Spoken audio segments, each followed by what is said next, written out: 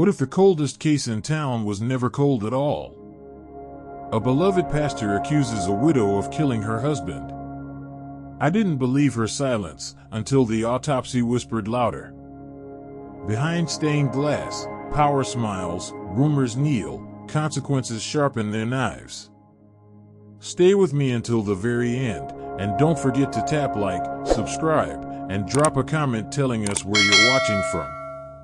Because what follows puts power on trial. I'm Davis. The file said Lucas Red, contractor, found dead in his driveway, December frost like salt on asphalt. Ruled heart failure. Case boxed, shelved, forgotten. Years later, Pastor Cole Merritt announces from the pulpit, Lucas's widow, Erin Red, poisoned him. Her eyes didn't quiver. Something else did, the congregation's faith in her guilt. In Red County, Cole Merritt's word outruns evidence. Donations swell, whispers flow. Erin's business, the small cafe on Mulberry, empties overnight. The sheriff, Bo Larkin, reopens the file for clarity, but asks me privately to keep it quiet. Quiet is where rot grows. I walk through the old scene, gravel crunching like old bones, and find nothing, yet. Cole visits my office uninvited, placing a framed photo of Lucas smiling, flour dusted from a kitchen remodel. She wanted insurance money, he insists. He hands me an anonymous letter. She slipped something in his nightcap.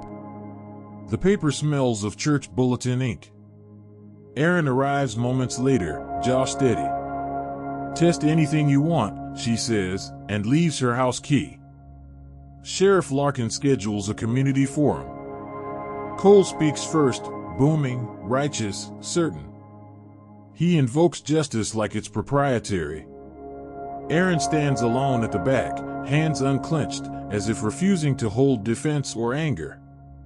A man named Owen Pike shouts, "She laughed at the funeral." Larkin nods solemnly. Facts are losing. I ask for Lucas's original tox screen.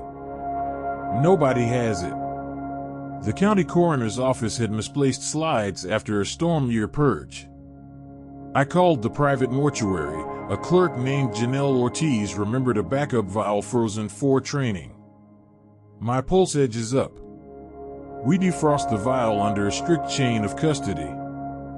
The lab's fluorescent lights hum like judgment. The machine starts, graph crawling. And then, the baseline spikes, vicious and certain. Trace digitalis, foxglove-derived cardiac glycoside, rides the graph like a lie finally showing its face. Lucas's medical history shows no prescription. Erin's garden records? Herb basil, tomatoes, rosemary, no foxglove. Cole's parsonage photographs online? A meticulous backyard, with ornamental foxglove bristling violet spears along the fence. Janelle blinks at me. That's interesting. Interesting is the first wobble in power. I visit Erin at the shuttered cafe. She pours coffee for two, out of habit. He couldn't sleep, she says, staring through the frost on the window. Cole prayed over him the night before he died. She places a small tin on the table, Lucas's nightcap mug, washed once, then sealed. I swab the porous ceramic rim. Old secrets like to cling. Cole preaches a sermon titled Wolves Among Us. Attendance swells, so do pointed glances. I map timelines. Lucas collapses at 11:42 p.m. Neighbor Tessa Bowen reports hearing a car door at 11:48. Larkin calls it grief commotion. I replay his body cam from that night, reflected in Erin's kitchen window. A silhouette adjusts blinds, broad-shouldered, wearing a clerical collar glint. Timestamp matches Tessa's call. I confronted Larkin. He shrugs, politics in the seams of his uniform. Cole's the spine here. I asked to interview Cole on record. He agrees, too quickly. In his office, plaques crowd the walls like witnesses. He palms a silver pen I recognize from the window reflection. "You're building stories," he says. "We build churches." My recorder captures his sanctimony and his tremor. Cole doubles down at another forum. Aaron poisoned Lucas with tea, bitterness masquerading as sweetness. He calls the anonymous letter a congregant's duty. Owen Pike hoists a petition demanding Aaron's arrest. Larkin promises action soon. I brief Aaron, digitalis, timeline, and silhouette. She exhales like surrender deferred. Lucas and Cole had a falling out over a loan, she admits. $50,000. Not repaid. At the bank, manager Priya Vance confirms an informal loan. Aaron and Lucas funded Cole's church expansion, expecting repayment after Christmas donations. Then Priya slides me a security photo, Cole entering the night deposit box at 11:46 p.m. the night Lucas died. A parish ledger later shows anonymous blessing covering the shortfall. The very sermon he used against her now condemned him. Lab confirms digitalis on the mud rim, degraded, but present. Aaron begins to breathe easier, barely. I subpoena Cole's gardening purchases. The hardware store clerk, Marla Dean, remembers him buying foxglove seedlings and asking if they're safe around pets. Cole's sermons pivot to Satan's deceit. The projection is blinding. Larkin's texts grow curt. I prepared a quiet arrest plan with the DA. Tessa Bowen, the neighbor, finally talks. She'd been scared. Church friends stopped inviting her to book club after she questioned Cole's theory. She saw a man leave the red home that night, coat collar raised, walking fast. She remembers his limp. Cole hides a high school injury with dress shoes, custom orthotics that click. Tessa mimics the click. It chills the room. We execute a search warrant on the parsonage. In the garden shed, fertilizer, trowel, the tidy hush of tools. Behind a false panel, a jar labeled digitalis tincture, capped tight, dust halo undisturbed. Cole's smile phrase, he claims it's for horticulture education. Aaron watches from the sidewalk, arms folded, a storm finally feeling direction. Larkin paces, conscious of every camera lens. Sheriff Larkin convenes a press conference, optics management. He announces new evidence, refuses details, and thanks Pastor Cole for his moral leadership. Reporters pepper him with questions about the tincture. I share the bank photo with the DA while cameras whirl. Cole delivers a prayer outside, shield us from false tongues. His hands shake. A congregant whispers, "That's not our shepherd." I pull Cole's old sermons. He's meticulous, timestamps everything. A week before Lucas died, he preached figs and foxglove, a parable conflating beauty and poison.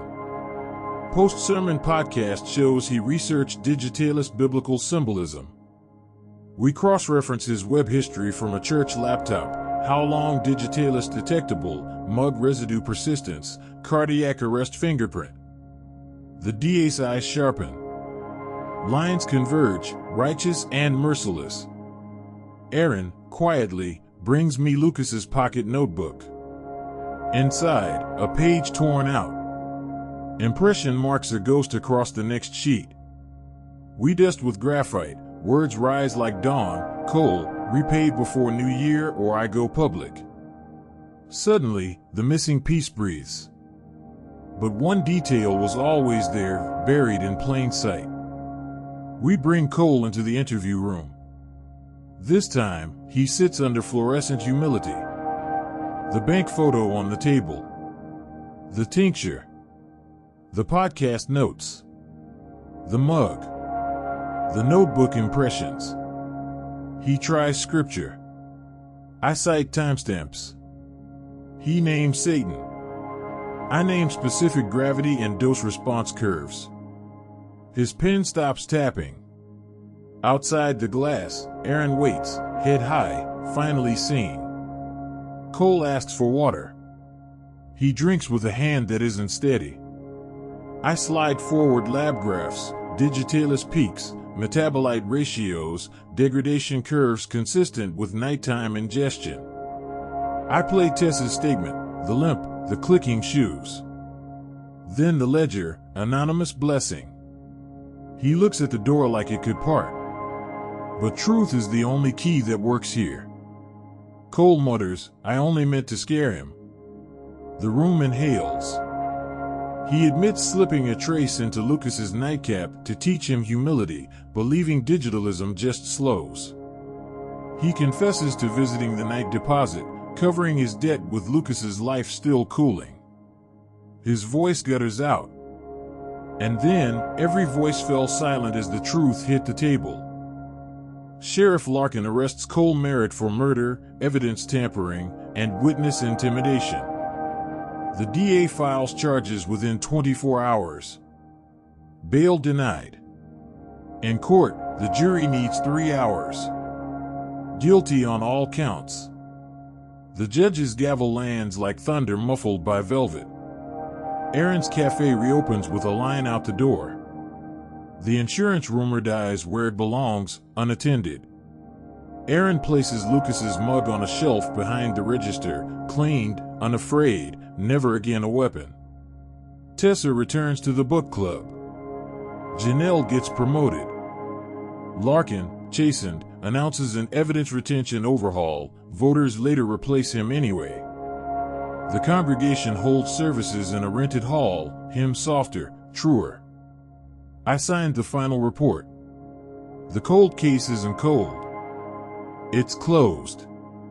Snow falls on Mulberry Street like sifted flour. Through the cafe window, Aaron slides the coffee across the counter to a stranger and nods toward the mug on the shelf, a reliquary of what survived the truth. Lesson: power isn't proof, and reputation isn't righteousness, evidence is. Integrity whispers, hysteria shouts, only one holds. If you believe stories like this deserve to be heard, subscribe to this channel, and never miss the next case where truth prevails.